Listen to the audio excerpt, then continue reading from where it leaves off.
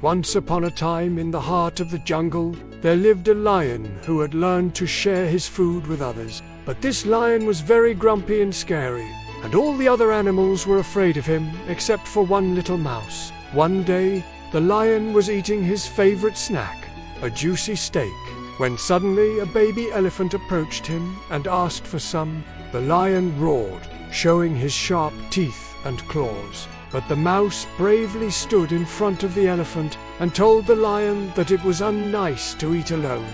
The lion thought for a moment.